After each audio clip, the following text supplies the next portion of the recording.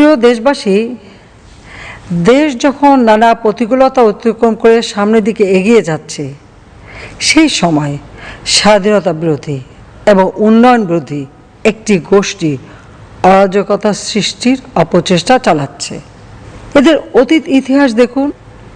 এদের একটা অংশ শুধু বাংলাদেশের স্বাধীনতার বিরোধিতা করেই ক্ষান্ত হয়নি, পাকিস্তানি হানাদার বাহিনীর দোসর হয়ে তারা মানুষ হত্যা করেছে।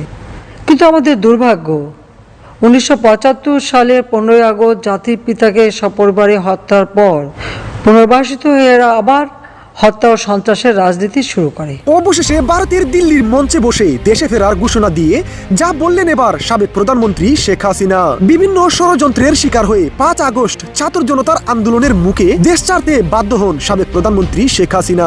এরপর থেকে আওয়ামী লীগের অঙ্গ সংগঠনের নেতাকর্মীদের কষ্টের শেষ ছিল না।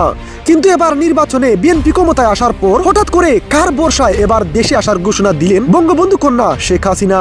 ভারতের দিল্লি থেকে জাতির উদ্দেশ্যে দেওয়া ভাষণে শেখ হাসিনা বলেন, প্রিয় দেশবাসী, যখন নানা প্রতিকূলতার মধ্য দিয়ে দেশ যাচ্ছিল, সেই সময় স্বাধীনতা বিরোধী শক্তি একটি উন্নয়ন বিরোধী শক্তি অরাজকতা চালিয়ে দেশটাকে একেবারে শেষ করে দিয়েছিল। আবার সেই স্বাধীনতা বিরোধীরা ষড়যন্ত্র করে ক্ষমতায় যাওয়ার অপচেষ্টা তাদের ব্যর্থ হয়েছে। এদের অতীত সম্পর্কে দেখুন। এরা শুধু স্বাধীনতা বিরোধী ছিল না, এদের হাতে 24-এর রক্ত লেগে আছে, যা মানুষ ব্যালটের মাধ্যমে তাদের উচিত জবাব দিয়ে দেখিয়ে দিয়েছে।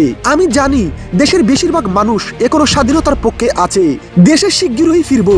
যারা বঙ্গবন্ধুর ছবিতে আগুন দিয়েছে, পুলিশ হত্যা করেছে, যারা এসব করেছিল, তাদের কেউই এসব অন্যায় থেকে রেহাই পাবে না। তাই আপনারা এসব স্বাধীনতা বিরোধীদের বিরুদ্ধে ঐক্যবদ্ধ হন। বাংলার মাটিতে রাজাকারদের আর ঠাঁই হবে না। অতীত ইতিহাস দেখুন। এদের একটা অংশ শুধু বাংলাদেশের স্বাধীনতার বিরোধিতা করেই ক্ষান্ত হয়নি, পাকিস্তানি হানাদার বাহিনীর দোসর হয়ে তারা মানুষ হত্যা করেছে।